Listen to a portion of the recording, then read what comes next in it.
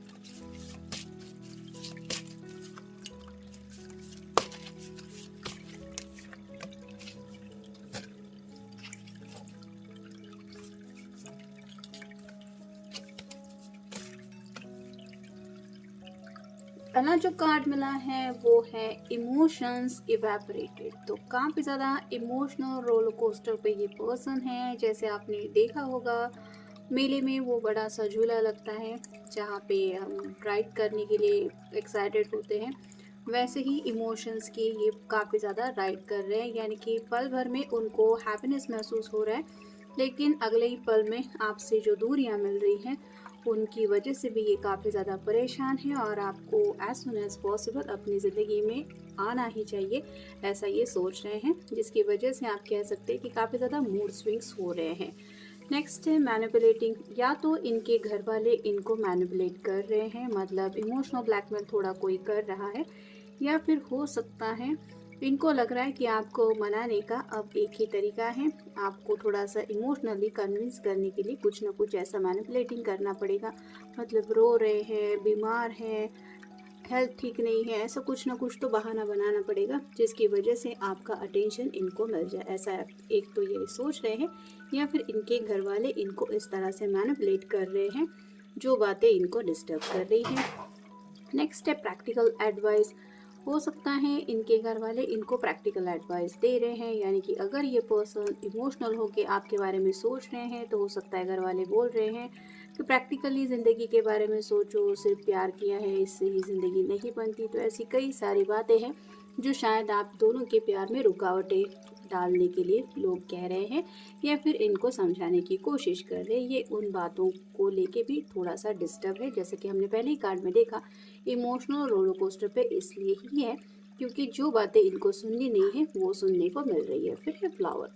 कहीं ना कहीं आप दोनों जब पहली बार मिले थे वो बातें इनके दिलो दिमाग पे छा रही है, यानी कि भले ही सामने वाला पर्सन इनको कुछ समझाने की कोशिश कर रहा है लेकिन ये उस लम्हे में खोए हुए हैं जिस पल आप दोनों पहली बार एक दूसरे से मिले थे। नेक्स्ट है प्लानिंग। या तो इनके घर वाले इनको पूछ रहे हैं कि ज़िंदगी को लेके क्या प्लानिंग किए हैं। जैसे अभी आपको पता ही है साल ख़त्म होने को आया है और जैसे दिवाली हो जाती है काफ़ी ज़्यादा शादी ब्याह की वगैरह भी धूम मच जाती है, लोगों की एंगेजमेंट वगैरह भी स्टार्ट हो जाता है। तो ऐसे ही शायद इनके पेरेंट्स में भी किसी की एंगेजमेंट में जाके आए हैं या फिर किसी रिश्तेदार की शादी वगैरह में जाके आए हैं, जिसकी वजह से उनको इस सवाल का जवाब देना पड़ा कि आपके बेटे का या फिर बेटी का क्या प्लान चल रहा है, क्या सोचा है, आने वाले साल में तो एटलीस्ट शादी करेगा या नहीं। तो ऐसी बातें जब किसी को भी सुनने को मिलती हैं तो ऑब्वियसली पेरेंट्स का दिल भी दुख जाता है और वही सवाल इन्होंने रियलाइज़ होने के लिए आपके पर्सन से शायद पूछे हैं कि क्या प्लानिंग है, क्या सोचा है ज़िंदगी को लेके। और ये पर्सन दिल में तो आपके बारे में सोच रहे हैं लेकिन सुबह से शायद इन्होंने साइलेंट मोड रखा और पहला ही कार्ड जैसे हमें मिला मूड स्विंग का, तो इसी वजह से इनका मूड थोड़ा सा ख़राब है। चाहते तो ये क्लियर आंसर भी दे सकते हैं लेकिन ये कोई बहस नहीं करना चाहते, इसलिए शायद इन्होंने क्लियर आंसर नहीं दिया है या ना दे रहे हैं। और फाइनल कार्ड है क्लियर योर सर्कल। तो उनको भी पता है कि उनके इर्द गिर्द जो लोग हैं वो काफ़ी ज़्यादा शायद सवाल जवाब कर रहे हैं, वैसे सवाल जिनका जवाब इनको देना नहीं है। और ये शायद पर्सन अपनी मर्जी के मुताबिक अपनी ज़िंदगी में कोई कदम उठाना चाहते।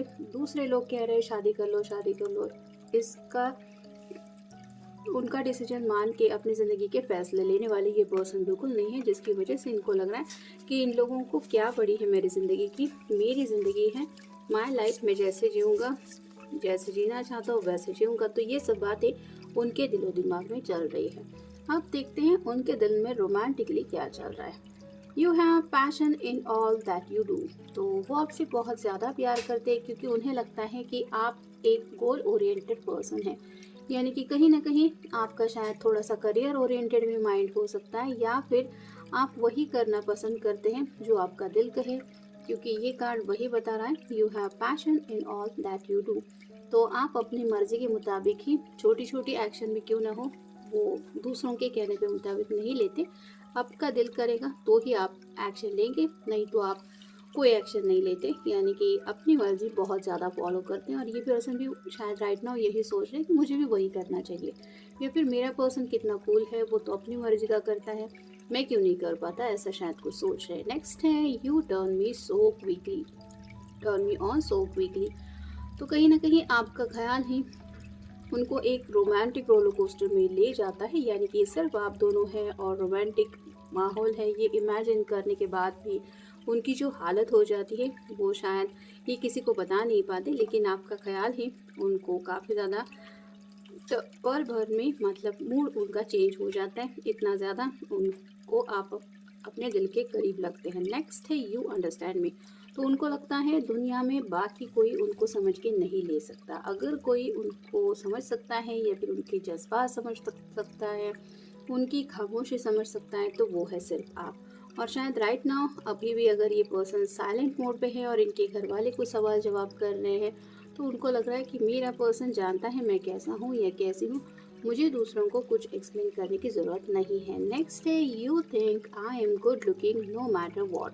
तो शायद घर वाले इनको सुना रहे हैं कि एज बढ़ती चली जा रही है, सीरियसली देखो, दूसरों की शादी ब्याह हो रही है, उनके बाल बच्चे हो रहे हैं, तुमने अपनी ज़िंदगी के बारे में क्या सोचा है। तो ये पर्सन कहीं ना कहीं दिल में सोच रहे हैं कि उनको पता है कि आपकी नज़रों में इनकी क्या वैल्यू है। यानी कि ये जैसे दिखते हैं या जैसे दिखती है, आप उन्हें दिल से पसंद करते हैं, और ये बात उनके लिए सबसे ज़्यादा मायने रखती है। मतलब एज को लेके ये नहीं सोच रहे, ना ही सोचना चाहते। कुछ लोगों की शायद शादी की सच में एज हो गई है, और फिर भी ये कुछ डिसीजन नहीं ले पा रहे, जिसकी वजह से शायद घर वाले काफ़ी ज़्यादा नाराज़ हैं और इनको बार बार सवाल पूछते रहते हैं, जिसकी वजह से ये इस तरह के ख्यालों में खोए हुए हैं। नेक्स्ट है, I feel at ease when I am with you. तो उनको एक कंफर्ट जोन मिलता है जब भी वो आपके साथ होते हैं। तो राइट नाउ ये पर्सन अपनों के साथ ही है, यानी कि पेरेंट्स के साथ हो सकते हैं, ग्रैंड पेरेंट्स के साथ हो सकते हैं, घर में पूरी फैमिली का एक माहौल है, फिर भी उनको वहाँ पे थोड़ा अनकंफर्टेबल शायद लग रहा है, क्योंकि सब लोग शायद इनको काफ़ी ज़्यादा सवाल जवाब कर रहे हैं, और ऐसे में उनको लग रहा है कि मैं अगर कहीं पे कंफर्टेबल फील करता हूँ या करती हूँ तो सिर्फ अपने पर्सन के साथ है, और इसलिए शायद आपको काफ़ी ज़्यादा मिस किया जा रहा है।